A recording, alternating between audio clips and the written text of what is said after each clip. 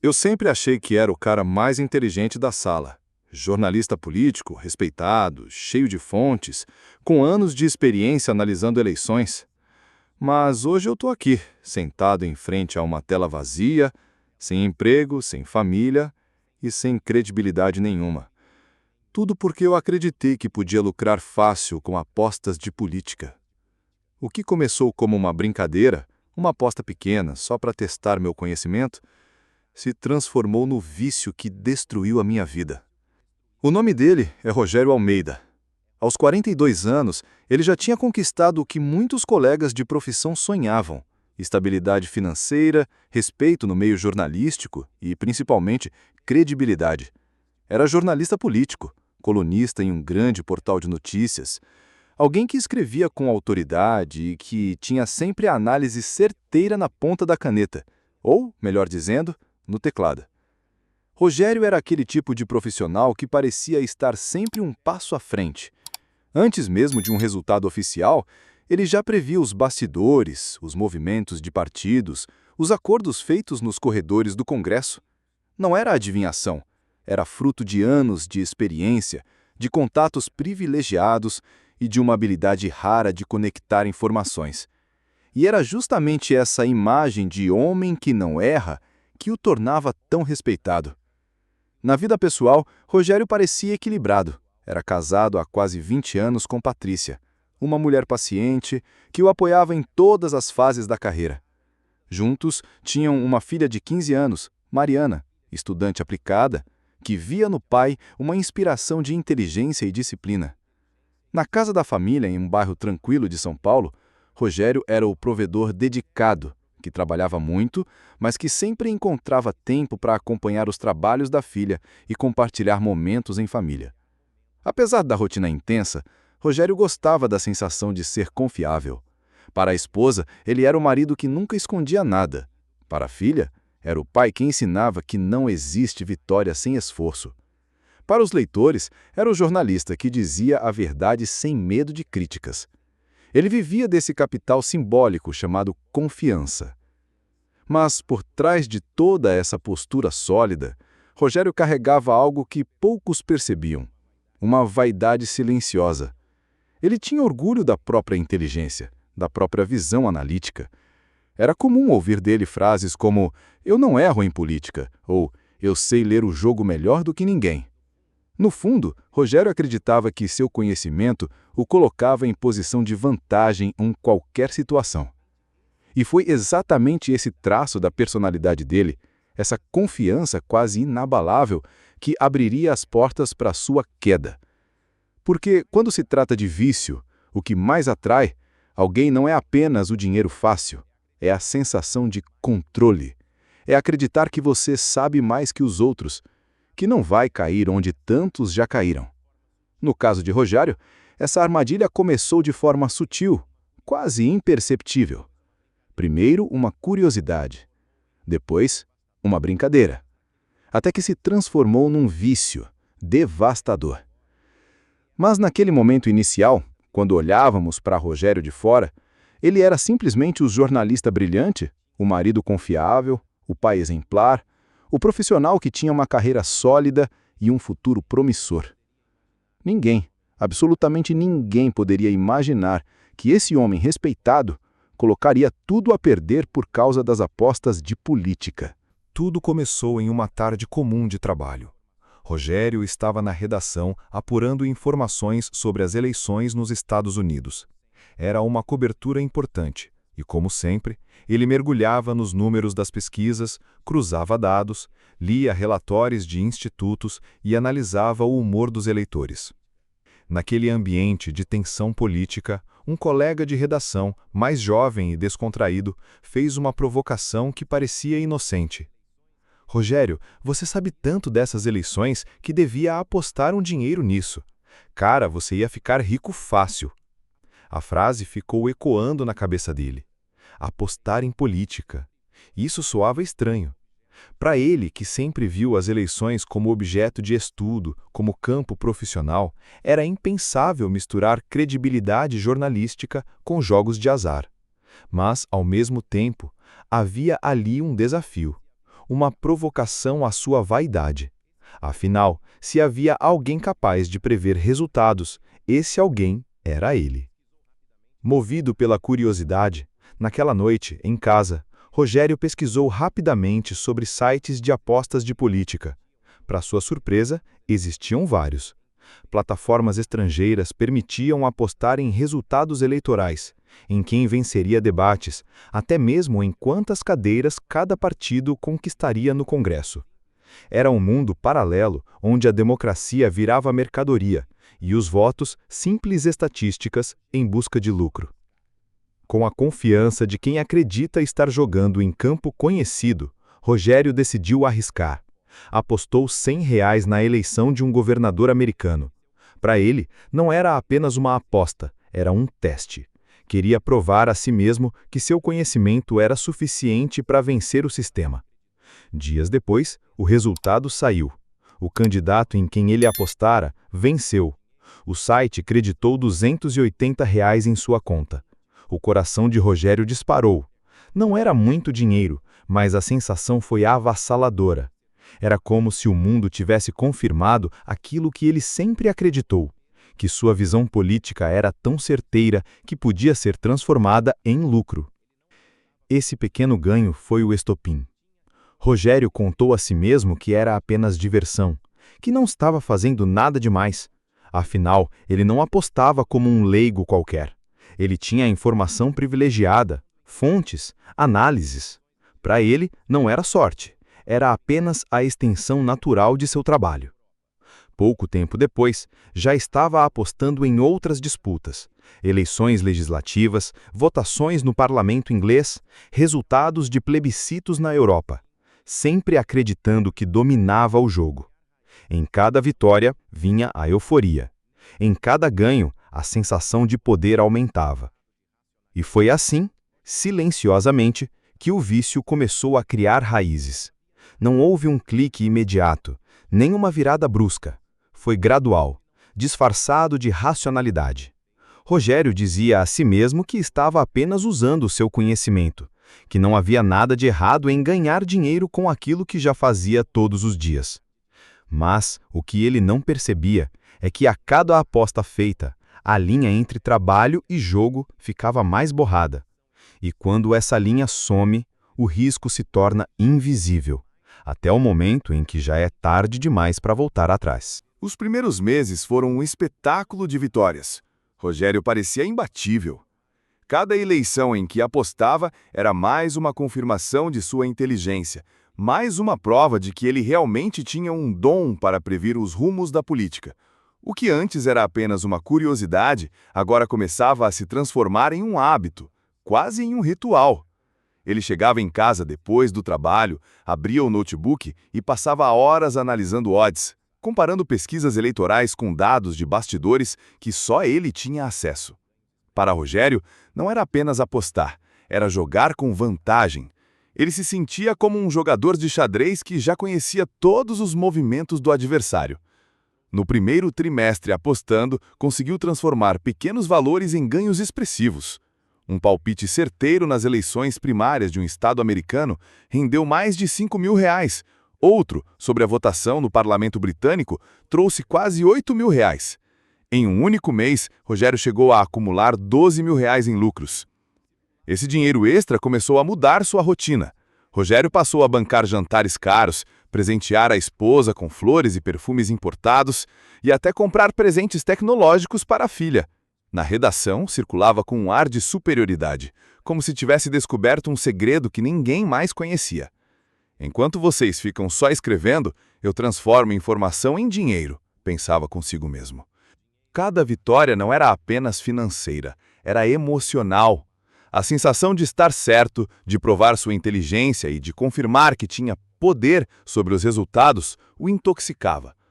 O dinheiro era quase secundário diante da euforia que sentia ao ver uma aposta certeira se confirmar. Ele chegava a vibrar sozinho diante da tela do computador, como um torcedor fanático comemorando um gol. Com os ganhos, veio também a arrogância. Rogério começou a acreditar que nunca perderia, que o conhecimento político o blindava contra o azar. Comentava com amigos, em tom de brincadeira, que apostar em política era moleza para quem entendia do assunto. Alguns riam, outros se incomodavam com a presunção. Mas Rogério não ligava. Estava embriagado pelo sucesso. Na vida familiar, a esposa estranhava o tempo cada vez maior que ele passava diante do computador, mas o brilho dos presentes e a conta bancária reforçada a tranquilizavam. Se está dando certo, tudo bem, dizia Patrícia.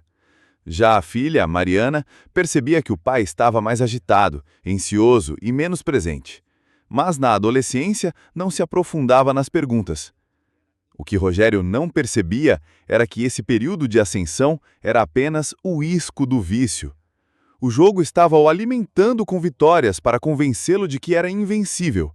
A sensação de controle era a armadilha perfeita. E quanto mais ele ganhava, mais aumentava o valor das apostas, mais crescia a confiança cega. Mais ele se afundava na ilusão de que jamais cairia. Ele não sabia, mas cada vitória era apenas um passo a mais em direção ao abismo.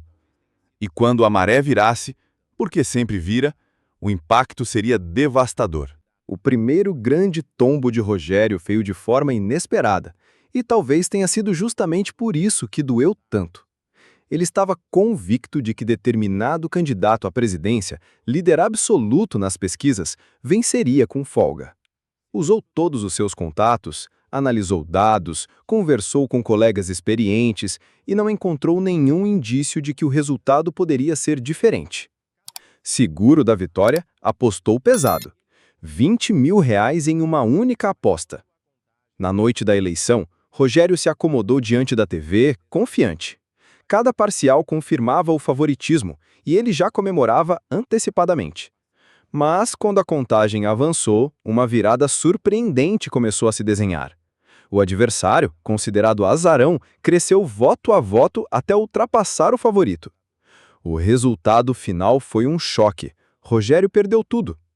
O silêncio da madrugada foi cortado apenas pelo som seco do clique, quando ele fechou o computador. O corpo suava frio, o coração disparado. Era a primeira vez que perdia tanto dinheiro de uma só vez. Naquele momento, prometeu a si mesmo que seria a última aposta. Mas, como acontece com tantos viciados, a promessa durou pouco. Nos dias seguintes, o pensamento obsessivo não lhe dava descanso. Foi azar, eu não calculei direito, mas eu sei mais do que esse mercado. Eu vou recuperar. E assim, em vez de parar, ele dobrou a aposta. Para disfarçar a perda, mentiu para Patrícia, dizendo que tinha feito um investimento ruim na bolsa de valores. A esposa acreditou, mas já começou a notar mudanças. Rogério estava mais irritado, passava horas trancado no escritório, evitava conversas em família. As derrotas foram se acumulando. Pequenas no início, mas constantes. Rogério já não comemorava os ganhos, porque eram raros, e quando vinham, mal compensavam as perdas anteriores. Ainda assim, ele não conseguia parar. Pelo contrário, aumentava cada vez mais o valor das apostas, acreditando que a próxima vitória traria a recuperação. Com o salário comprometido, começou a usar o limite do cartão de crédito. Depois, pegou empréstimos pessoais. Tudo às escondidas. Criava desculpas, inventava histórias. A mentira se tornava rotina. Patrícia perguntava: "Rogério, o que está acontecendo? Você anda diferente, distante." Ele respondia com um sorriso amarelo: "É só estresse do trabalho, amor. Vai passar." Na redação, os colegas também notavam que algo estava errado. Seus textos já não tinham o mesmo brilho, cometia erros bobos, parecia distraído. O jornalista certeiro, que antes transmitia confiança, agora demonstrava insegurança. Mas Rogério não admitia a ninguém que sua mente estava dominada pelas apostas de política. Por dentro, a vergonha crescia. Ele sabia que estava afundando, mas não tinha coragem de pedir ajuda. Se revelasse, sua carreira estaria destruída. Então, continuava jogando, preso em um ciclo de promessas quebradas. Prometia parar, mas bastava ver uma nova pesquisa eleitoral para sentir o impulso incontrolável de apostar de novo. A queda era lenta, dolorosa, mas constante. Rogério ainda não tinha perdido tudo, mas o caminho para o abismo já estava traçado. Cada aposta, cada mentira, cada dívida era um passo a mais rumo ao inevitável. A ruína de Rogério não veio de um dia para o outro. Foi como um prédio que desmorona aos poucos. Primeiro as rachaduras discretas, depois as paredes se partindo, até o momento em que tudo desaba de uma vez. O golpe final começou com as eleições legislativas no Brasil. Rogério tinha certeza absoluta de que um bloco específico conquistaria a maioria no Congresso. Para ele não havia dúvidas. Todas as pesquisas, todas as análises, todos os sinais apontavam para aquele resultado. E, mais uma vez, ele acreditou que era apenas uma questão de transformar informação em lucro.